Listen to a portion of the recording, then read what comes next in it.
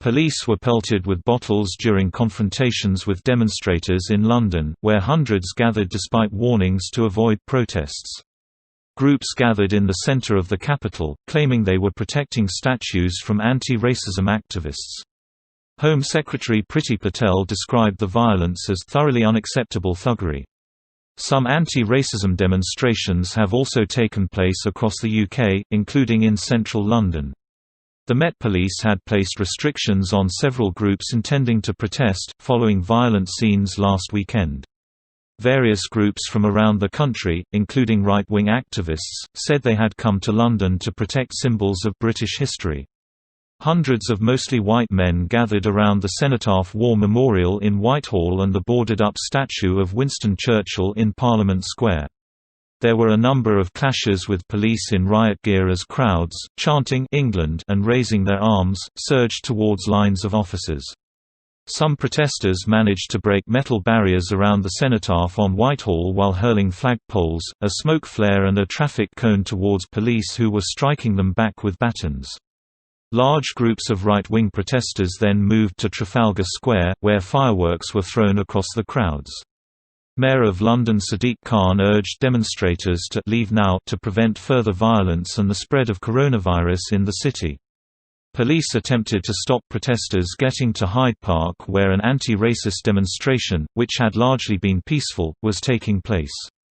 Organizers from the Black Lives Matter movement had urged people not to join any anti-racism rallies planned for the weekend over fears there could be clashes with far-right groups. One demonstration planned for Saturday in London was brought forward by a day.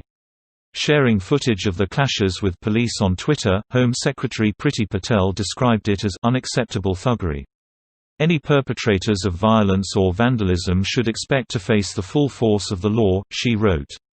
Violence towards our police officers will not be tolerated.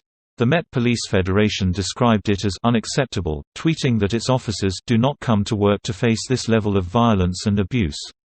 Speaking before the clashes, the leader of the far-right group Britain First, Paul Golding, convicted last month of an offence under the Terrorism Act, said they had turned out to guard our monuments. The statue of Churchill was boxed up to protect it from potential damage, after protesters daubed "was a racist" on it last weekend.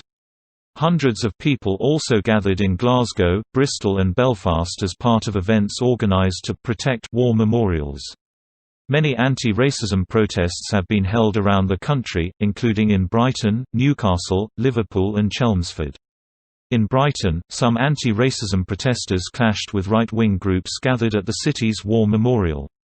That came after more than 1,000 protesters had gathered, wearing black clothes and masks, to form a mile-long line along the seafront as they held a silent protest. In Newcastle, demonstrators supporting the Black Lives Matter movement were heckled by a large counter-protest. Denise Richards, who is involved in the Black Lives Matter movement in Derbyshire, said her chapter had decided not to protest in London on Saturday.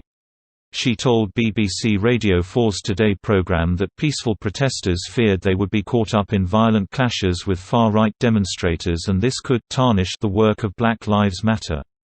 Nick Lowles, chief executive of campaign group Hope Not Hate, said there was a very serious threat of trouble from far-right activists and commended Black Lives Matter for standing down their plans to protest in London on Saturday. There are some people who are genuinely concerned about the protection of their statues and monuments, but many people are coming for a fight and they are talking openly about it on their social media accounts, he told the programme. A Black Lives Matter demonstration took place in central London on Friday evening with leaders of the march urging those in attendance to keep the demonstration peaceful and not to join any anti-racism rallies planned for the weekend. The Met Police put a Section 60 order in place until 2 o'clock British Summer Time on Sunday after it learned some people were coming into London to cause harm and were likely to bring weapons with them. The measures required the demonstrations being held to end at 1700 British Summer Time on Saturday, as well as giving officers enhanced powers to stop and search individuals. The police restrictions come in the wake of violence and serious disorder in Westminster at the end of protests last weekend. While police said those demonstrations were on the whole peaceful, there were dozens of arrests and 27 police officers were injured. Demonstrations have been taking place across the world following the death in police custody of African American George Floyd in Minneapolis last month. News from BBC. Please subscribe to my channel. Thanks for watching.